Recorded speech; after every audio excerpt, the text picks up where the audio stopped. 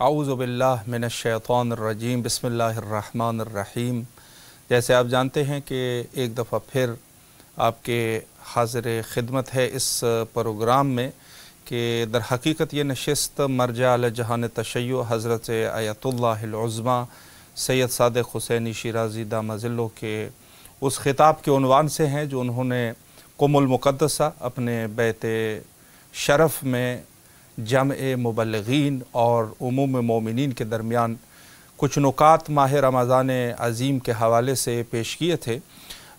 उसकी तशरीह और उसके तफ़हीम के लिए हम जो है वो उलमा हज़रात को दावत कर रहे हैं और आज इस सिलसिले में हमारे साथ शामिल गुफ्तगू रहेंगे हुज्जतुल इस्लाम वल मुस्लिमीन आली जनाब मौलाना सैयद मोहम्मद अतहर काज़मी साहब क़िबला और राब्ता हमारा कायम हो चुका है। सलामुन अलैकुम व रहमतुल्लाहि व बरकातुहू।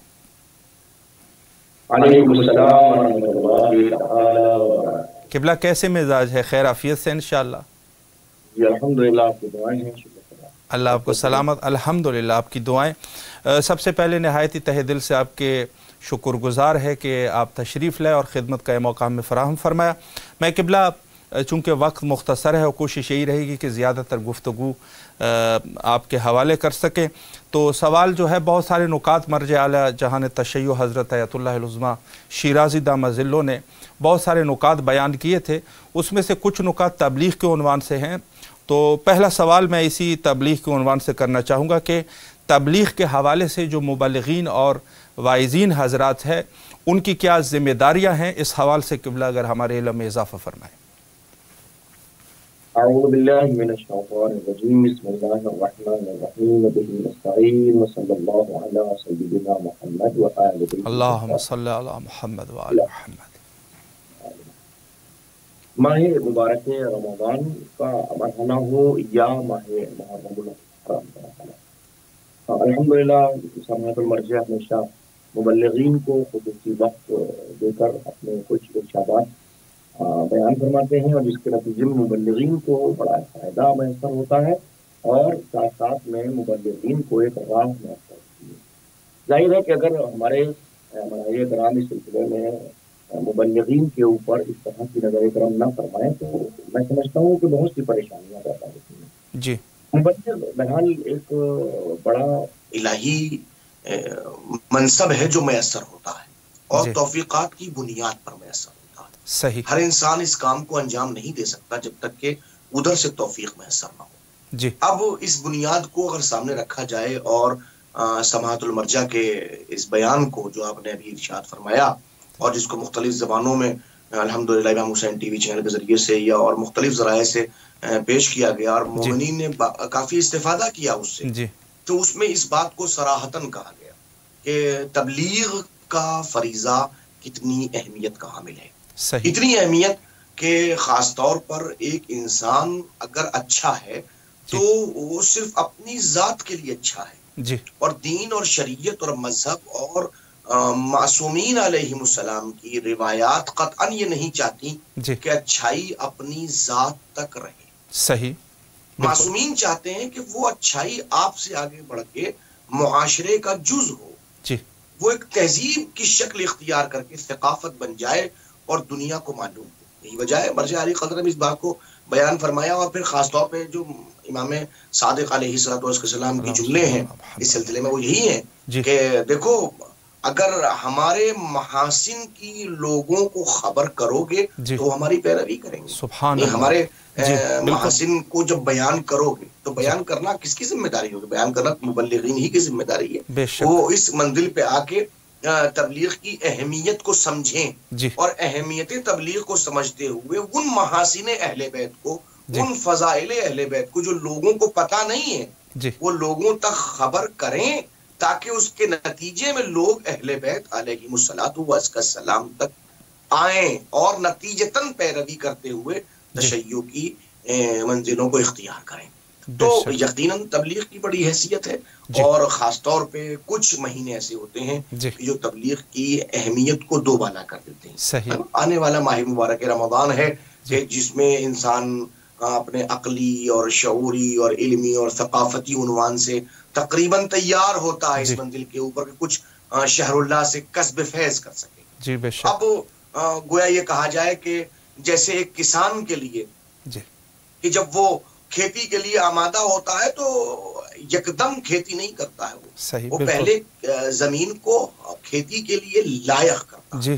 جب لیاقت ہو جاتی ہے اس کے اندر, اہلیت پیدا ہو جاتی ہے, صلاحیت پیدا ہو جاتی ہے, تو کسان اس کے اندر بیج ڈالتا ہے. تو گویا اب مبلغین کے لیے گویا یہ تبلیغ کی کھیتی جو ہے وہ عام ہونے والی ہے. اور اس منزل کے اوپر ایک مبلغ کی ذمہ داری ہے کہ صحیح زمین کو دیکھتے ہوئے صحیح محاسن اہل بیت کے بیجوں کو ان کے دلوں میں ڈالے تاکہ وہ لوگ اس منزل کے اوپر آ سکیں.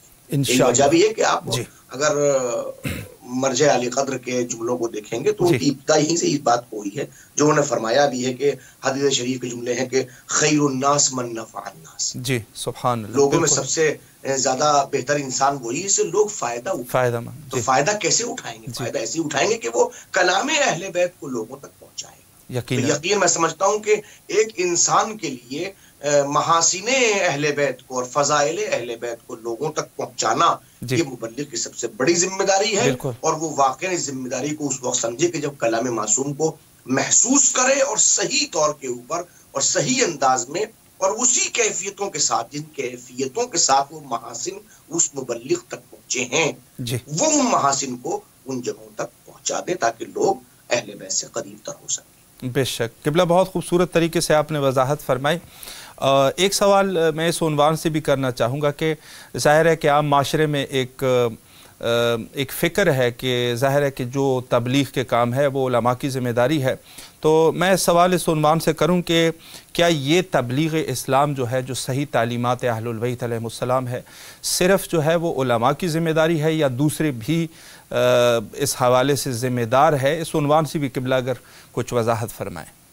دیکھیے, جہاں تک اس سوال کا جواب تلاش کیا جائے تو میں سمجھتا ہوں کہ کئی رخ سامنے آ سکتے ہیں. پہلی بات تو یہ کہ ہم جب اصطلاح عمومی کو دیکھیں, عامت الناس کو لوگوں کو دیکھیں کہ وہ لوگ کیا کہہ رہے ہیں, تو دیکھیے بہت سی احادیث اس سلسلے میں سامنے آتی ہیں یا بہت سی روایات سامنے آتی ہیں, تو اس کے جو مطالب اور مفاہیم ہم سمجھ رہے ہیں مفہومی اعتبار سے, ایک تو وہ معنی والا دیا گیا ہے, وہ نہیں کہ جو مراد وہ نہیں ہے. کچھ خصوصی کیفیتیں ہیں جو اس کلام میں موجود ہیں جن تک پہنچنا ہماری اپنی ذمہ داری ہے.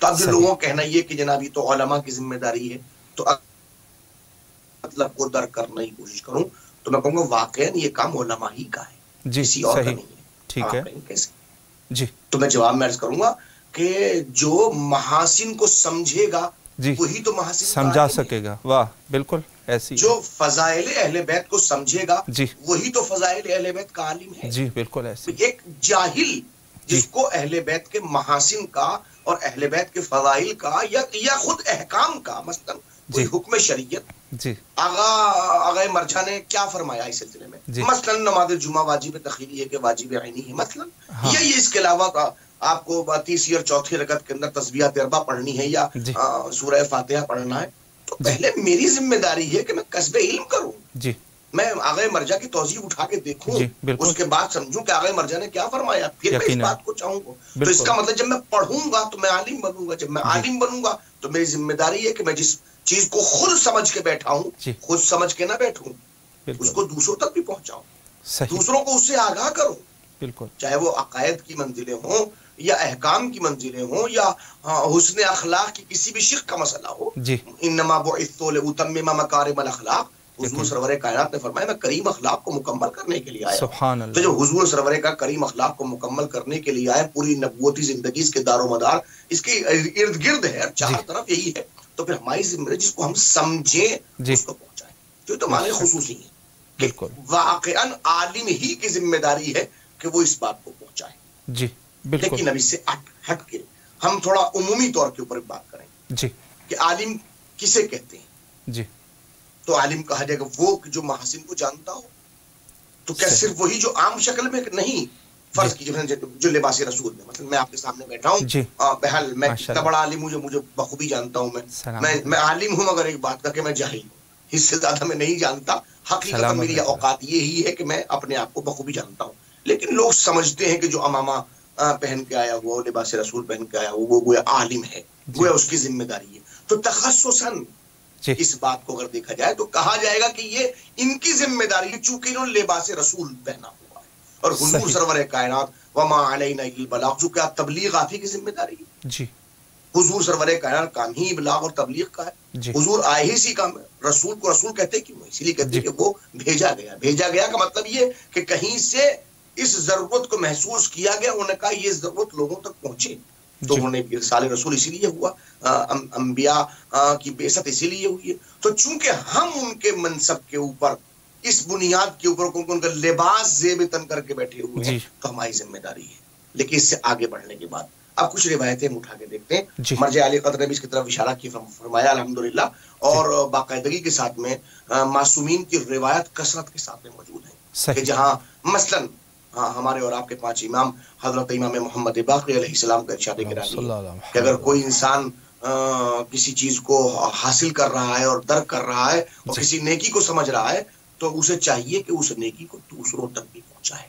اس نے آپ نے اس کا ثواب بھی پہنچایا، جی بتایا کہ دیکھو ثواب کتنا ہے، کہ کوئی انسان اگر کسی کو اچھائی کی طرف لے کے آ رہا ہے اور کسی انسان کو نیکی کی طرف دعوت دے رہا ہے، کیا کیا ثواب، کہ جتنا اس نیکی پر عمل کرنے والے کو ثواب میسر ہوگا، جی اتنا ہی ثواب اس انسان کو میسر ہوگا جس نے تبلیغ کے ذریعے سے اس نیکی کو دوسروں تک پہنچایا. سبحان اللہ. واہ. کہنے والے نے پوچھا یہ رسول اللہ اگر وہ پوری کائنات کو بتا دے، جی فرمایا جتنا پوری کائنات کا عمل ہوگا، جی جتنا ثواب ان سب کا ہے، اتنا ہی ثواب اس فرد کو ملے گا اللہ سبحانہ و تبارک و تعالیٰ کے نزدیک کہ جس نے اس نیکی کو پہنچایا تھا.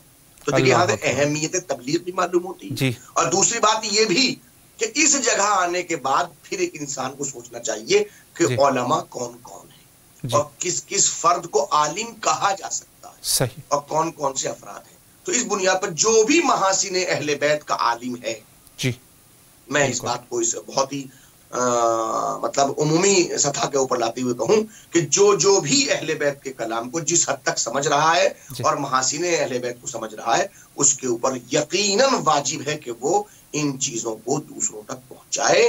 البتہ اس کو اس طرح سے کہ یہ دیکھے کہ اس کلام کا اثر کیا ہونے والا ہے اور کیا ہوگا.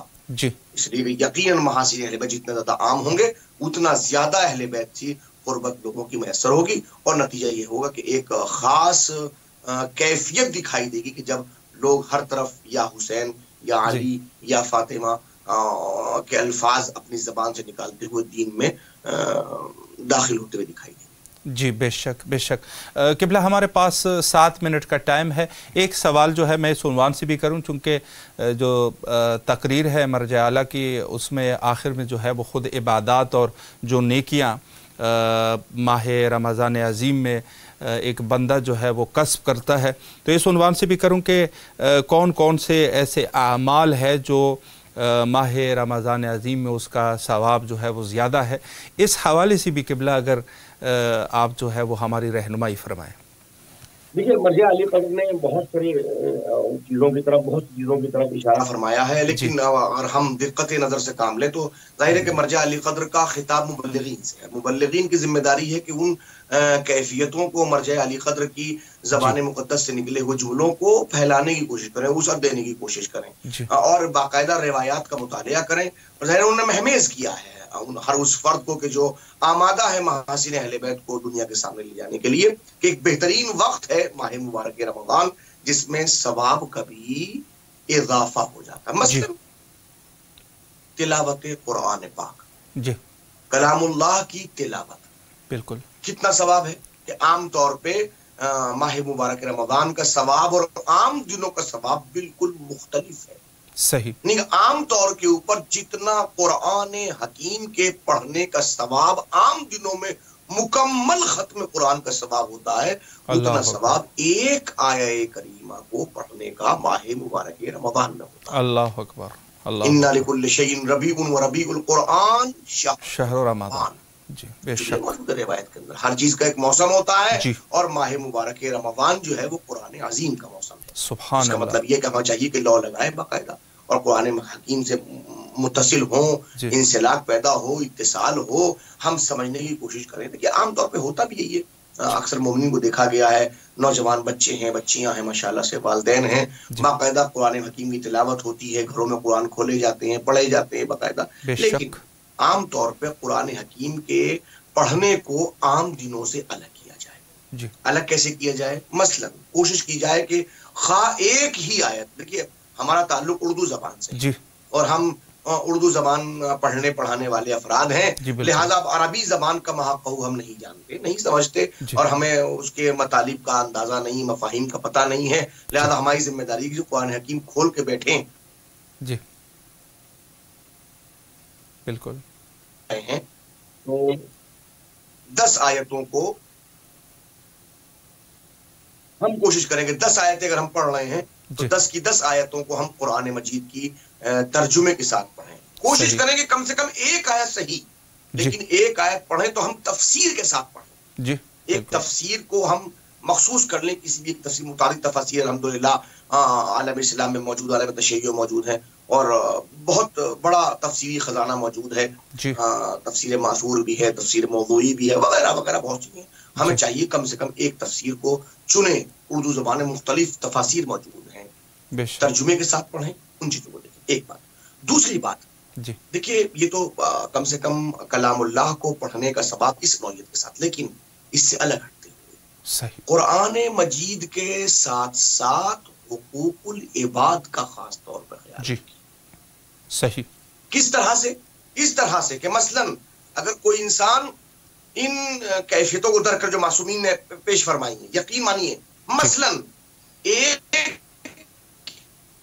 انسان کو افطار کرانے کا ثواب سبحان اللہ کتنا زیادہ ہے. بالکل جو روایات گویا اگر کسی نے ایک لقمے سے کسی انسان کے روزے کو افطار کرایا تو یہ ثواب ہے کہ گویا ایک غلام کو آزاد کر. اللہ اکبر. ایک انسان کو آپ نے دیکھیے، کوئی ایک انسان نہیں ہے. جی بے شک ایک انسان کی حیثیت ایک انسان کی نہیں ہے. جی قرآن مجید کی آیتوں کو پڑھ کے دیکھیے، ایک انسان گویا کل انسانیت، یعنی گویا آپ نے ایک انسان کو آزاد نہیں کیا، گویا کل انسانیت کو آزاد کرا دیا. اللہ. تو اس منزل کے اوپر مبلغین کی ذمہ داری ہے کہ وہ عوام الناس تک اس بات کو پہنچائیں کہ جو ماہ مبارک رمضان کے خصوصی اعمال ہیں، صحیح، ان تمام اعمال کی حیثیت کو سمجھیں، ندرت کو درک کریں، اور درک کرنے کے بعد اس کو ویسے حاصل کرنے کی کوشش کریں جیسے معصومین علیہ السلام نے ان کو پہنچانے کی کوشش کی ہے، اس طرح بتایا ہے. لہٰذا ہماری ذمہ داری ہے تلاوت قرآن پاک ہو گیا. حقوق العباد کے اعتبار سے میں لوگوں کو آپ کے افطار کرانے کا مسئلہ ہے، سحر کرانے کا مسئلہ ہے، اس کے علاوہ احکامات مذہب تشیع کو پہنچانے کا مسئلہ ہے. روزہ کیسے رکھنا ہے، کس طرح افطار کرنا ہے، کیا سحر کے آداب ہیں، کیا دعاؤں کے آداب. یہ آخری دور میں کہوں گا جو وقت ختم ہونے والا ہے، اور میں آپ کی خدمت میں اس بات کو عرض کروں گا کہ ادعیہ سے جتنا زیادہ، دعاؤں سے جتنا زیادہ انسان رغبت کر سکے اور دوسروں کو دعاؤں کے ذریعے سے بھی اہل بیت کے مسلک اور اہل بیت کے مذہب سے قریب تر کر سکے، تو اس سے بہتر کوئی عمل نہیں ہو سکتا. بے شک. یقیناً جو انسان ماہ مبارک رمضان میں بارگاہ خداوندی میں دست بدعا ہوتا ہے، ہاتھوں کو پھیلاتا ہے، تو اللہ اس کی دعاؤں کو قبول. بے شک بے شک. قبلہ بہت خوبصورت طریقے سے آپ نے وضاحت فرمائی. آخر میں 2 منٹ کا ٹائم ہے، اس میں اگر اس خطاب کے عنوان سے یا ماہ رمضان عظیم کے حوالے سے کچھ ایک نقطہ آپ ارشاد فرمانا چاہے، بسم اللہ فرمائیں. جی، اس سلسلے میں آپ کی خدمت میں عرض کروں کہ واقعاً سبحۃ المرجع خطاب ایک بڑا اہم خطاب ہے، جس کو سمجھنے کے لیے میں سمجھتا ہوں جو امام حسین ٹی وی چینل نے کافی کوششیں کی ہیں، وہ لائق سب تحسین ہے اور قابل مبارکباد ہے. امام حسین ٹی وی چینل کے اس سلسلے میں کاوش کر رہا ہے. مثلاً میں ایک بات پر اشارہ کرنا چاہوں گا جو سبحۃ المرجع نے کہا ہے، وہ یہ کہ یہ چیز بہت پہلے ہونی چاہیے تھی، صحیح، جو ابھی تک نہیں ہوئی. جی، وہ یہ کہ تبلیغ کا کام اور محاسن اہل بیت کو لوگوں تک پہنچانے کا کام ہونا چاہیے. اس لیے کہ بہت سارے مراحل وہاں ہیں کہ جہاں پر خطاب میں یا ایھا الناس کے ساتھ میں گفتگو، جی، یا ایھا الناس کا مطلب یہی ہے کہ اس بات کو بغیر مسلک اور بغیر مذہب کی تقید اور قید کے ساتھ میں لوگوں تک پہنچنا چاہیے. صحیح. اگر لوگوں کو محاسن اہل بیت کا علم ہو جائے, لوگ سے مراد کون ہے؟ کیا فقط شیعہ یا فقط سنی؟ نہیں, شیعہ سنی سے اوپر اٹھنے کے بعد کیا ہندو, کیا بدھسٹ, کیا عیسائی, کیا یہودی, کوئی بھی ہو, اگر لفظ ناس کا اطلاق اس کے اوپر ہو رہا ہے, جیسے کہ سماحت عمر نے فرمایا, تو اب ہماری ذمہ داری ہے, مبلغین کی ذمہ داری ہے کہ بغیر کسی مسلک اور مذہب کی قید کے لوگوں تک مذہب اہل بیت کو پہنچائیں, فضائل اہل بیت کو پہنچائیں, محاسن اہل بیت کو پہنچائیں, تاکہ لوگ اہل بیت سے قریب تر ہو سکیں. بے شک. قبلہ اللہ آپ کے توفیقات خیر میں اضافہ فرمائے. نہایت ہی تہ دل سے آپ کے ممنون و مشکور ہے کہ آپ تشریف لائے اور نہایت ہی مہم نکات پہ اشارہ فرمائے. انشاءاللہ کسی اور وقت بھی آپ کے حاضر خدمت رہیں گے. فی الحال آپ سے قبلہ التماس سے دعا کرتے ہیں. فی امان اللہ. اللہ حافظ. اللہ حافظ. شکریہ. جی, بہت ہی خوبصورت گفتگو اور شرح آپ سماعت فرما رہے تھے حجت الاسلام والمسلمین علی جناب مولانا سید محمد اطہر کاظمی صاحب قبلہ سے, اور انہوں نے جس عنوان سے آخری نقطہ ارشاد فرمایا کہ یقیناً 1400 سال سے رسول اللہ نے جو فرمایا تھا کہ یا معاشر الناس, معاشر الناس جو رسول اللہ کا یا قرآن مجید میں ایھا الناس ہے, یا حضرت امیر المومنین صلوات اللہ علیہ کے کلام میں ایھا الناس ہے, یا حضرت زہرہ مرضیہ سلام اللہ علیہ کے خطبے میں کہ جہاں خطبہ فدقیہ کے نام سے ہیں, اس میں بھی بہرحال جو ایھا الناس ہے, یہ یقیناً اس زمانے میں چونکہ جو لوگ ان کے سامنے بیٹھے تھے تو یہ ظاہر ہے کہ انصار تھے یا مہاجرین تھے اصحاب میں سے. اب اصحاب میں سے چاہے وہ مومن تھے یا منافق, لیکن بہرحال یہی لوگ تھے. تو یہ جو لفظ ہے وہ ایھا الناس یعنی عموم لوگوں کی طرف جو ہے وہ اشارہ ہے. تو یہ مبلغین کی ذمہ داری ہے کہ کلام اہل البیت علیہ السلام کو, تعلیمات اسلامی کو لوگوں تک پہنچائے, اور اس طریقے سے بلاغ مبین کے حد تک اس کو پہنچائے, تاکہ یہ جو ہے وہ ثقافت و نقطہ نظر قرآن اور اہل البیت انشاءاللہ العزیز یہ حق ادا ہو سکے. وقت تقریباً ہمارے انتہا پر پہنچ چکا ہے, اور انشاءاللہ کل بھی آپ کے حاضر خدمت رہیں گی اسی وقت. اور فی الحال آپ سے اجازت چاہتے ہیں اور حجت خدا کے ظہور کے لیے مل کے دعا کرتے ہیں. اللہم عجل لولیک الفرج.